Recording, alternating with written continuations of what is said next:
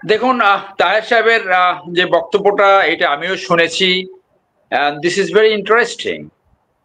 উনি ফাঁস করে দিবেন, এই কথাটা কিন্তু ট্রিকি, এই কথাটা কিন্তু এক্সপ্লয়েটিভ। জামাত অনেক সময় ন্যায্যতার কথা বলে, তো আপনি ফাঁস করে দেবেন কেন? এখনো দেননি কেন ফাঁস করে? এটা তো দেশের আইন।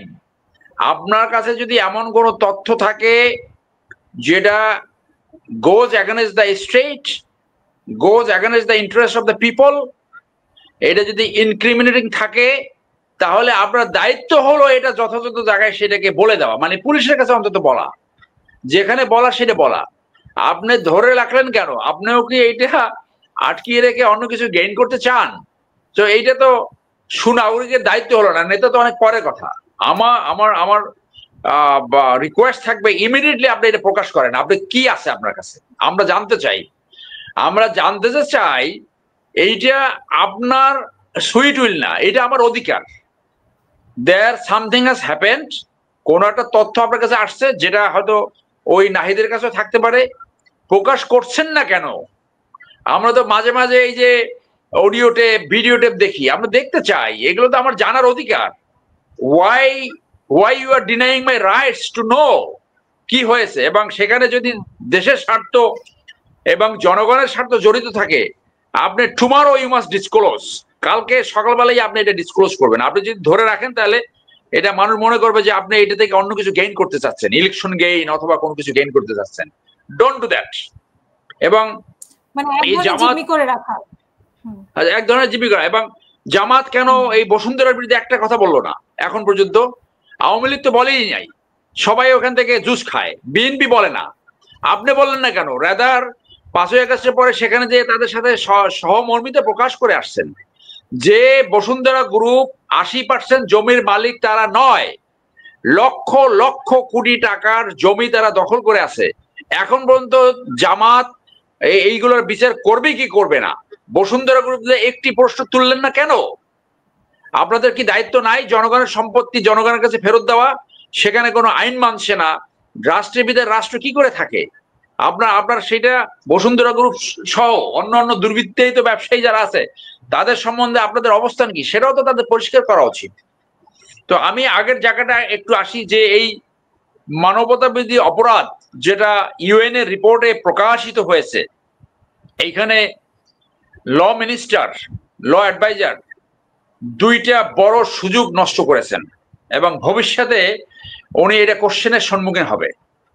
এক, যে ইউএন এর সেই রিপোর্টে ছিল মানবতা বিরোধী অপরাধ যারা প্রিন্সিপাল অফেন্ডার্স, তাদের বিচারটা আন্তর্জাতিক অপরাধ ট্রাইব্যুনাল হেগ, নেদারল্যান্ডসের হেগে হতে পারে।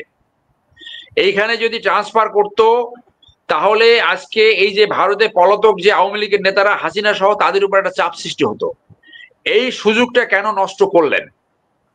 আরেকটা হলো যে এই যে অ্যামেন্ডমেন্ট গুলো করা হলো, একটা সর্বশেষ অ্যামেন্ডমেন্টটা বড় ধরনের কোশ্চেনের সৃষ্টি হয়েছে, যে ফর্মাল চার্জ দাখিল করার পরেই তা কেউ যদি চাকরিতে থাকে তার চাকরি চলে যাবে, এবং অন্য কি ইলেকশন করতে পারবে না, করতে পারবে না। এইটা আপনার সংবিধানের 7 ধারার সাথে কিভাবে আপনি কমফোর্টেবল করবেন? সংবিধানের অনুচ্ছেদ 7-এ বলা আছে যে অন্য যে কোনো আইন যতটুকু কন্ট্রাডিক্টরি হবে এটা অটোমেটিক ভয়েড হবে। ইভেন আর্টিকেল 47-এ যে এক্সট্রা প্রোটেকশন দিয়েছে, ওইটা তো ফেসিজমের প্রোটেকশন ছিল, এইটাও কি টিকবে? সো এই ধরনের আইন পাশ করা তো উচিত হয় না। তাদেরকে বিচারের মাধ্যমে শাস্তি দিয়ে ডিসকোয়ালিফাই করতে হবে, নির্বাচন অথবা যখন শাস্তি হবে। দ্য প্রিজাম্পশন অফ ল, কারো শাস্তি না হওয়া পর্যন্ত every person will be presumed to be innocent until and unless found guilty by a competent court. তো আপনি বিচারের আগে বিচার করবে, এটা তো মানুষ সমালোচনা করবে যে এটা ওই ফেসিজমের ট্রায়াল, ফেসিজম যেভাবে হয়েছে সেইভাবে। আর এই 1973 একটা, এটা তো একটা আসলে যুদ্ধ অপরাধী 1971 সালের প্রেক্ষাপটে এই আইনটা করা হয়েছিল। এখন এই যে আইনের আরেকটা বিধান আছে যে যখন যে অপরাধ করবে সেই সময় যে আইন বহাল থাকবে সেই আইনে তাদেরকে বিচার করতে হবে। তো ইতিমধ্যে 3বার না 4বার অ্যামেন্ডমেন্ট হয়েছে, তো আপনার ইচ্ছে মতন অ্যামেন্ডমেন্ট করবেন আর বিচার করবেন, এইটাও তো ভবিষ্যতে প্রশ্নের সম্মুখীন হবে। তো এই ট্রান্সপারেন্ট যদি না রাখতে পারেন তাহলে তো এই আলোচনা হবে। তো এই যে সুযোগটা মিস হলো, ইউএনএ আজকে যদি বিচার হতো তাহলে তো শেখ হাসিনার উপরে ভারতের উপরে একটা চাপ সৃষ্টি হতো। তো আমার এই ভুলগুলো বোধহয় হচ্ছে, এইটা এখনো সুযোগ আছে কিন্তু ইউএনএ এটা পাঠাবার জন্য। তাহলে এইখানে ট্রাইব্যুনালের উপরে চাপ কমতো, এখানে তারপরে সেকেন্ড সারি অথবা তৃতীয় সারির যারা অপরাধী আছে তাদের বিচার করতে পারতো। বিচারের একাধিক ফর্ম থাকে। আর এইখানে আমি তিনটা কেসের আমি ডিফেন্স লয়ার ছিলাম।